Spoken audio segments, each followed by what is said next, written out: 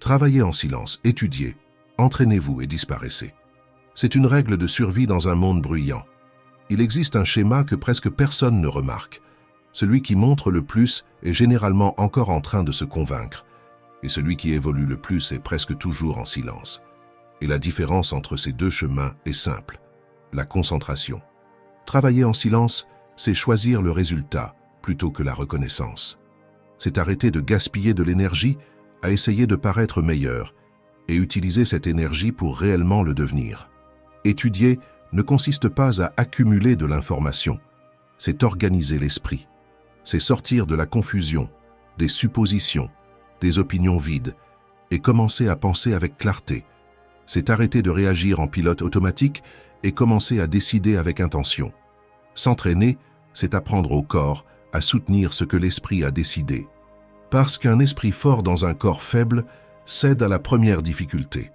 Et disparaître ne signifie pas s'éloigner de la vie. C'est s'éloigner de la distraction. C'est couper l'excès, réduire le bruit et protéger ce qui est encore en train d'être construit. Ces 4 attitudes créent quelque chose de rare aujourd'hui. La constance, une force qui ne dépend pas de la validation, qui ne vacille pas face aux opinions et qui ne se perd pas dans le bruit. Si vous comprenez cela, votre vie commence à changer de direction. Parce que dans cette vidéo, vous allez apprendre 5 règles stoïciennes d'études, pratiques, directes, que vous pouvez appliquer dès aujourd'hui pour prendre le contrôle de votre esprit. Alors faites ceci. Décidez maintenant que vous n'allez pas seulement regarder. Écrivez ici « J'entre en mode construction » et restez avec moi jusqu'à la fin. Parce que ce que vous allez entendre ici peut être exactement ce qu'il vous manquait pour sortir de l'immobilisme. Maintenant, commençons. Règle 1. Étudiez pour développer votre intelligence. Vous vous êtes déjà arrêté pour penser que si l'on vous enlève tout aujourd'hui, l'argent, le statut, l'apparence, les relations, ce qui reste, c'est ce que vous avez dans l'esprit, ce que vous êtes capable de comprendre, de raisonner, de résoudre. C'est comme se retrouver seul face à un problème réel, sans aide, sans distraction, seulement vous et votre manière de penser. Vous avez quelque chose qui vaut de l'or en vous. Votre cerveau est une décision de vie. Soit vous grandissez de l'intérieur, soit le monde grandit au-dessus de vous. C'est comme entrer dans un combat sans entraînement. Peu importe votre force, vous serez dominé par celui qui a mieux réfléchi avant d'agir. Et ici, je vais être direct. Beaucoup de gens veulent gagner plus, vivre mieux, être respectés, mais ne veulent pas payer le prix de s'asseoir, d'étudier et de réfléchir vraiment. Les stoïciens savaient que le plus grand patrimoine d'un être humain est un esprit entraîné. Sénèque disait que personne n'est pauvre s'il possède la richesse de la pensée. Le monde peut vous trahir, le système peut être injuste, les gens peuvent vous décevoir, mais ce que vous apprenez et assimilez, personne ne peut vous l'enlever. Parce que la connaissance ne prend pas de place à l'extérieur, elle devient une partie de la manière dont vous voyez tout. Mais aujourd'hui, on confond étudier avec consommer du contenu. Vous regardez des vidéos, des extraits, vous sauvegardez des publications, vous écoutez des podcasts, et vous avez l'impression d'apprendre, mais au fond ce n'est que de l'information qui passe, pas de la connaissance qui reste. C'est comme regarder quelqu'un s'entraîner tous les jours et croire que votre corps a changé aussi. Vous avez suivi, mais vous n'avez rien construit. Étudier, c'est autre chose.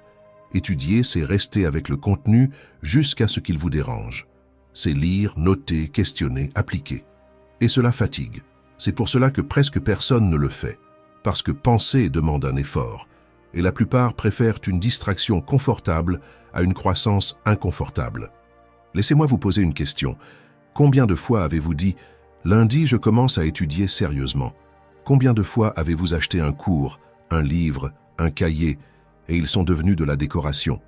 Vous n'êtes pas paresseux. Vous n'avez simplement jamais appris à voir l'étude comme un outil de liberté. Vous avez appris à mémoriser pour un examen, pas à penser pour vivre. Et ici, entre une loi simple de la vie, vous récoltez exactement le niveau de clarté que vous construisez. Sans clarté, vos décisions vont toujours vous limiter. Le stoïcisme est brutal sur ce point. Si vous ne maîtrisez pas votre esprit, quelqu'un vous maîtrise. Soit vous pensez, soit quelqu'un pense pour vous et presque toujours pas en votre faveur.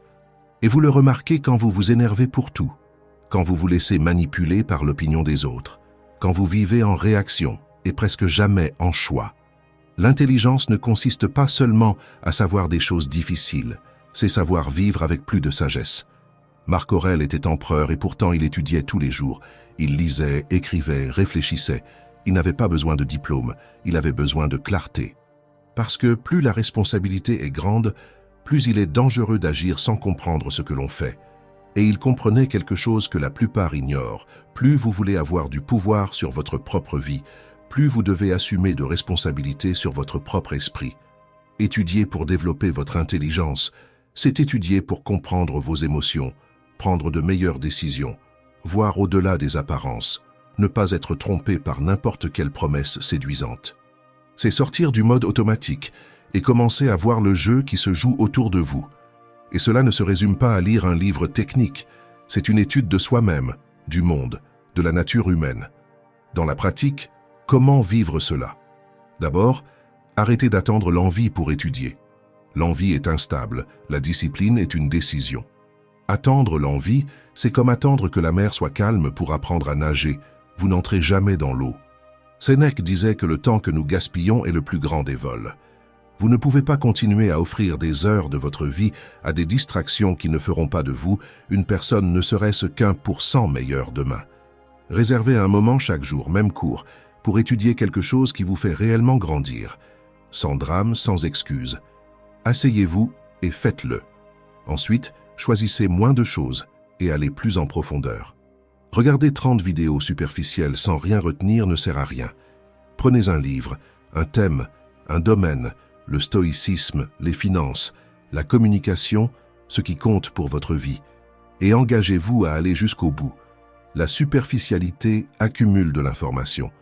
La profondeur construit la compréhension. Lisez calmement, prenez des notes, arrêtez-vous et demandez-vous comment cela s'applique à votre vie aujourd'hui, ou vous vous trompez déjà là-dessus. C'est ainsi que l'information devient transformation. Troisièmement, étudiez en regardant vos attitudes, pas seulement le contenu. Épictète disait que le véritable progrès consiste à voir que vous vous trompez et à commencer à agir différemment. À quoi sert de comprendre le stoïcisme si vous explosez pour n'importe quoi? À quoi sert d'étudier la discipline si vous ne respectez pas votre propre parole? L'étude stoïcienne est morale. Elle concerne moins le fait de savoir plus que de devenir quelqu'un de meilleur. C'est utiliser la connaissance pour corriger vos excès, renforcer vos faiblesses et devenir quelqu'un de plus solide.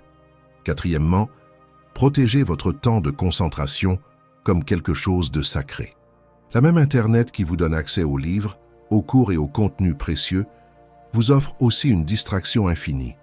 Si vous ne fixez pas de limites, vous serez aspiré. Votre attention est le terrain sur lequel votre vie se construit. Si vous la perdez, vous perdez le contrôle de tout. Alors définissez, à cette heure-là, téléphone loin, réseau loin, c'est moi et l'étude. Cela semble peu, mais ce peu fait chaque jour change complètement le niveau de votre esprit en quelques mois. Et il y a un autre point. Vous n'avez pas besoin d'être le plus intelligent de la pièce, mais vous devez être quelqu'un qui refuse de rester ignorant par confort. L'ignorance est normale, y rester par choix est de la lâcheté. Peut-être que vous avez grandi en entendant que vous n'étiez pas bon pour étudier. Ce n'est pas vrai, c'est une étiquette. Ce qui vous a peut-être manqué, c'est une méthode, de la patience et de la constance. Les stoïciens n'étaient pas des génies de naissance. C'étaient des gens ordinaires qui ont décidé de ne pas vivre en pilote automatique. C'étaient des hommes qui entraînaient leur esprit comme on entraîne un muscle, un peu chaque jour, tous les jours. Et pourquoi est-ce urgent? Parce que si vous ne grandissez pas mentalement, la vie va vous écraser. La vie ne punit pas celui qui ne sait pas, elle exige de celui qui n'apprend pas. Vous tomberez dans les mêmes pièges, répéterez les mêmes cycles, vous impliquerez avec les mêmes personnes, prendrez les mêmes mauvaises décisions. La connaissance n'élimine pas la douleur, mais elle vous donne des outils pour ne pas être détruit par elle. Vous pouvez continuer à dire « un jour j'étudierai cela, un jour je lirai ce livre ». Un jour, j'apprendrai sur l'argent, les émotions, les décisions. Ou vous pouvez accepter que ce jour n'arrive jamais seul. Il commence seulement quand vous décidez. Alors faites deux choses. Choisissez un contenu concret à étudier aujourd'hui, un chapitre de livre, un cours, un texte, et allez jusqu'au bout avec une attention réelle. Règle 2. Travaillez loin du regard des autres. Avez-vous remarqué comme aujourd'hui tout le monde semble faire quelque chose de grand? Photos de projets, coulisses, objectifs, promesses. Mais quand on regarde de près, peu de choses changent réellement. Il existe une différence silencieuse entre ceux qui montrent et ceux qui construisent, et elle apparaît dans le résultat, pas dans le discours. Beaucoup de bruit, peu de transformation. Travailler loin du regard des autres n'est pas un isolement, c'est une stratégie. C'est décider que votre énergie ne sera pas dépensée à essayer de paraître, mais à devenir réellement quelque chose.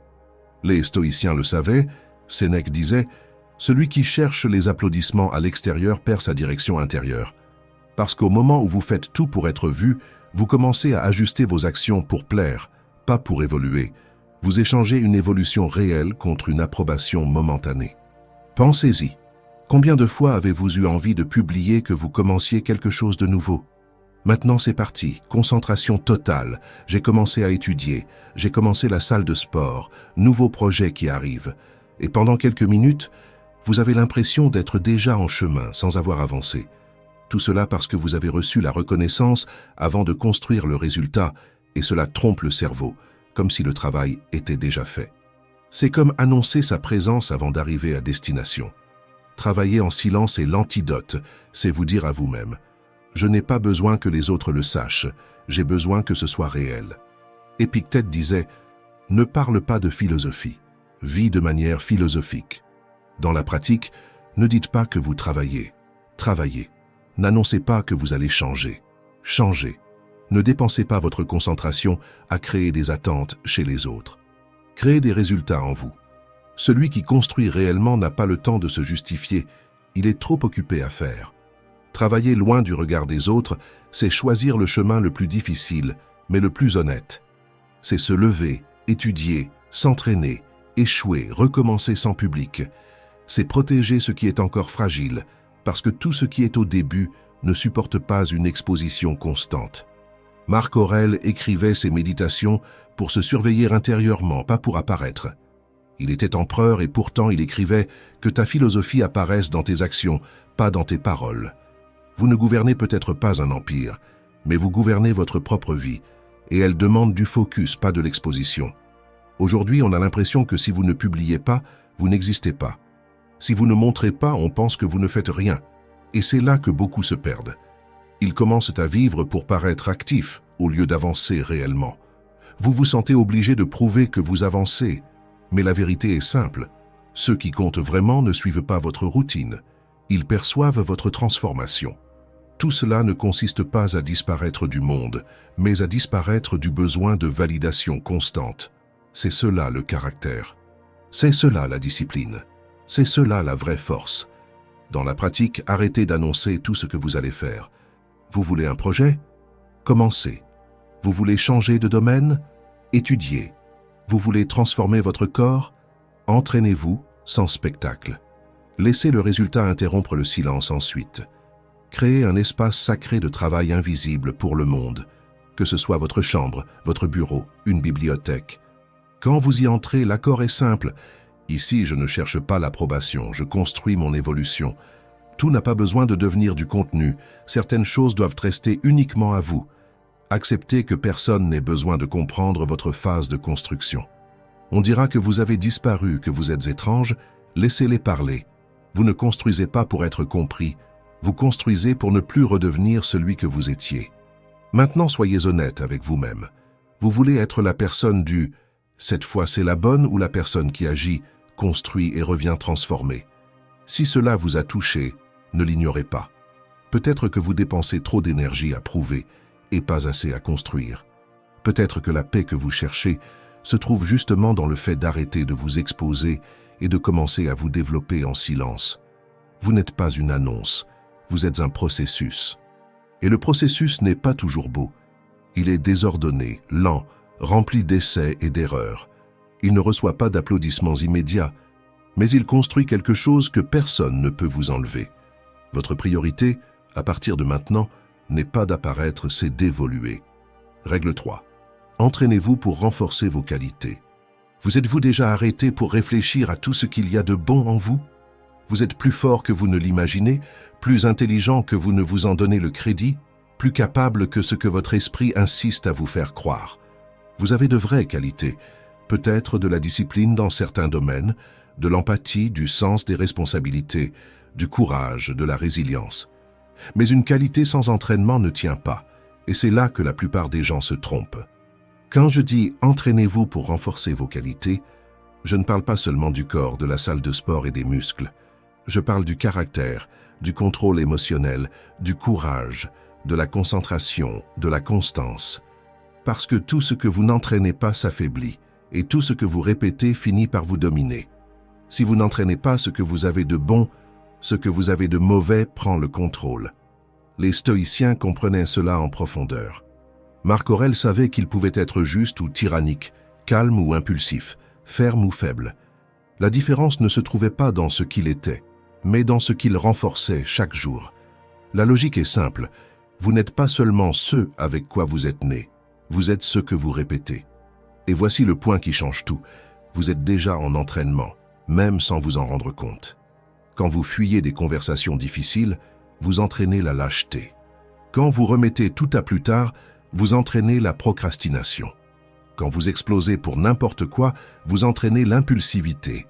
Ce n'est pas que vous êtes ainsi, c'est que vous pratiquez cela tous les jours. Épictète l'a résumé de manière directe. Tout ce qui se renforce par l'exercice. Vous voulez de la patience? Il va falloir pratiquer la patience. Vous voulez de la discipline? Il va falloir tenir vos engagements. Vous voulez du courage? Il va falloir agir même avec la peur. Il n'existe pas de construction intérieure sans répétition extérieure. Si vous entraînez le négatif sans vous en rendre compte, vous pouvez aussi entraîner le meilleur avec intention. Vous avez déjà en vous les graines de beaucoup de choses positives. Peut-être supportez-vous beaucoup en silence. Cela peut être une force si elle est bien orientée. Peut-être avez-vous une facilité à écouter. C'est de l'empathie si elle est bien guidée. Peut-être avez-vous un esprit rapide. C'est de l'intelligence si elle est bien entraînée. Ce qui manque, ce n'est pas la capacité, c'est la direction et la constance. Alors revenons au concret. Entraîner la discipline dans les petites choses ne commence pas par « je vais changer toute ma vie ». Cela commence par quelque chose que vous pouvez maintenir même sans motivation. Je vais étudier 30 minutes par jour. Je vais m'entraîner 3 fois par semaine. Je vais faire mon lit en me levant et surtout, je vais tenir, même sans envie. La discipline ne naît pas de l'enthousiasme, elle naît de l'exécution. Sénèque disait que les grandes transformations commencent par de petites actions répétées. Chaque fois que vous faites ce que vous avez dit que vous feriez, vous renforcez la qualité la plus importante de toutes, être quelqu'un en qui vous pouvez vous-même avoir confiance. Maintenant, entraînez le calme dans les situations simples. Vous ne serez pas solide face aux grands problèmes si vous vous perdez dans les petites irritations. Dans la circulation, dans une file d'attente, dans un message sans réponse, c'est dans ces moments que votre véritable schéma apparaît. Lors de la prochaine irritation, testez ceci. Respirez avant de répondre. Comptez jusqu'à 3. Demandez-vous, est-ce que cela mérite vraiment ma réaction? Marc Aurèle écrivait « Sois comme le rocher contre lequel les vagues se brisent. » Mais ce rocher ne naît pas prêt. Il se construit à chaque réaction que vous décidez de maîtriser. Maintenant, entraînez le courage à petite dose. Le courage n'est pas l'absence de peur, c'est l'action malgré elle. Vous n'avez pas besoin de commencer par le plus grand défi de votre vie. Commencez par ce que vous évitez déjà aujourd'hui. Dire ce que vous retenez, défendre une idée, vous positionner, tenter quelque chose sans garantie. Chaque acte de courage est une répétition. Et la répétition transforme le comportement en identité. Entraînez votre concentration en coupant l'excès. Vous avez la capacité de vous concentrer. Elle est simplement dispersée. Notifications, vidéos, messages, défilements infinis, votre attention est fragmentée toute la journée et ensuite vous pensez ne pas pouvoir vous concentrer. Le stoïcisme poserait une question directe. Est-ce que cela vous rapproche de la personne que vous voulez devenir? Entraîner la concentration, c'est étudier sans toucher au téléphone, s'entraîner sans tout filmer, travailler sans vérifier les réseaux sociaux toutes les 5 minutes. Ce n'est pas du radicalisme, c'est une direction consciente de votre attention. C'est vous qui décidez où votre esprit reste. Maintenant, entraînez la constance en acceptant l'ennui. Les qualités les plus fortes naissent dans la partie la plus monotone du processus. Ce n'est pas les jours de motivation, ce sont les jours de fatigue. Épictète rappelait « Un athlète ne devient pas athlète en regardant. Il devient athlète en répétant le même mouvement jusqu'à ce que cela devienne naturel. La constance, c'est cela. Étudier quand vous n'en avez pas envie, s'entraîner sans motivation, continuer sans résultat immédiat. C'est à ce moment que vous cessez d'essayer et que vous commencez à devenir. Et il y a un détail important, renforcer vos qualités ne signifie pas devenir une machine froide. C'est protéger ce qu'il y a de meilleur en vous pour que cela ne soit pas déformé. Si vous êtes bon, mais que vous ne vous affirmez pas, vous devenez quelqu'un que les autres exploitent. Si vous êtes responsable, mais que vous ne vous reposez pas, vous devenez quelqu'un d'épuisé. Si vous êtes sensible, mais que vous ne développez pas de fermeté, n'importe quoi vous fait tomber. Une qualité sans équilibre devient une faiblesse déguisée. Entraînez vos qualités, c'est ajuster cela avec conscience. Les stoïciens n'étaient pas des surhumains. C'étaient des personnes ordinaires qui ont compris leurs capacités et ont su les développer. Et vous pouvez faire la même chose. Aujourd'hui, choisissez une qualité que vous voulez renforcer. Discipline, courage, patience, concentration ou fermeté. Ensuite, définissez une action concrète et exécutez-la, sans plan parfait, seulement une action réelle. Parce qu'au moment où vous commencez à entraîner ce qu'il y a de meilleur en vous, vous cessez de dépendre de la chance et vous commencez à construire des résultats. Règle 4. Faites taire le besoin de vous expliquer. La vérité, c'est que vous n'avez pas besoin de vous expliquer autant, mais sans vous en rendre compte, vous vivez comme si vous étiez observé en permanence, comme si chaque décision devait être approuvée avant d'être vécue. Les stoïciens seraient directs sur ce point. Vous essayez de contrôler ce qui n'a jamais été sous votre contrôle, l'interprétation des autres. Et pendant ce temps, vous abandonnez ce qui vous appartient vraiment, vos actions, vos valeurs, vos décisions. Sénèque disait que celui qui cherche à plaire à tout le monde finit par s'éloigner de lui-même, parce que chaque explication excessive porte un message silencieux. Leur opinion pèse plus que ma propre direction. Pensez-y, vous ne voulez pas aller quelque part, mais vous inventez une longue justification. Vous avez besoin de temps, mais vous vous excusez d'être absent. Vous changez de direction, mais vous sentez que vous devez convaincre tout le monde que ce n'est rien de personnel. Au fond, ce n'est presque jamais de la politesse. C'est de la peur déguisée en gentillesse, peur d'être mal compris, peur de décevoir, peur de perdre l'approbation. Épictète enseignait quelque chose d'essentiel. Vous contrôlez vos choix, mais jamais la manière dont ils seront perçus, et au moment où vous essayez de gérer ce que l'autre va penser, vous entrez dans une prison invisible, la prison de l'explication constante. Voici maintenant un point important de la psychologie. Cela s'appelle le besoin de validation externe, lorsque votre sentiment de sécurité dépend de l'acceptation des autres. Et plus vous alimentez cela, plus vous devenez fragile, parce que votre paix dépend alors de quelque chose que vous ne pouvez pas garantir. Faire taire ce besoin ne signifie pas devenir froid, c'est réorganiser votre référence intérieure. Dans la pratique, cela commence par quelque chose de simple, mais puissant. Des réponses courtes, claires et sans défense. Vous ne pouvez pas venir? Merci pour l'invitation, mais je ne viens pas. Vous avez besoin de temps? Je traverse une période plus réservée. Vous avez changé de direction?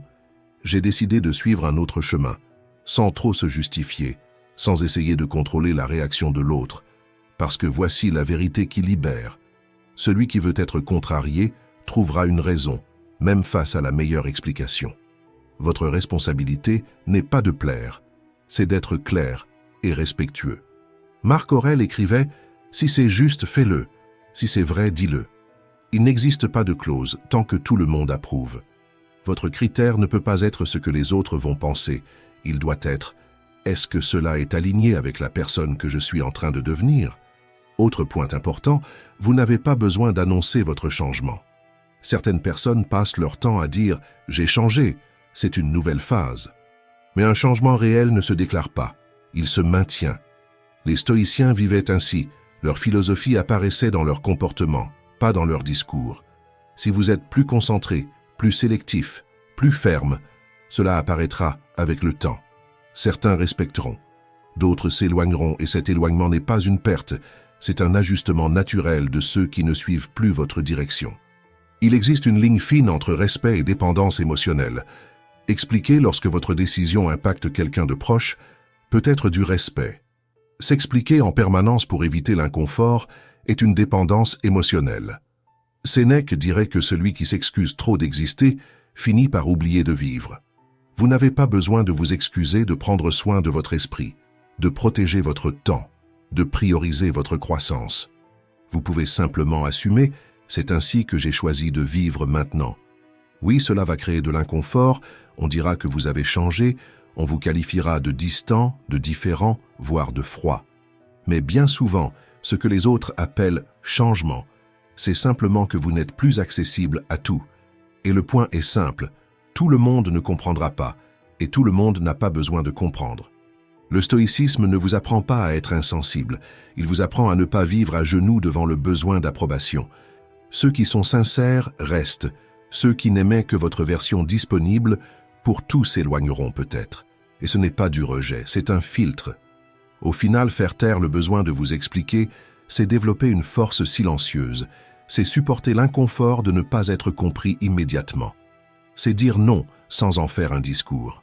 C'est maintenir une décision sans se défendre. C'est faire davantage confiance à votre conscience qu'au récit des autres.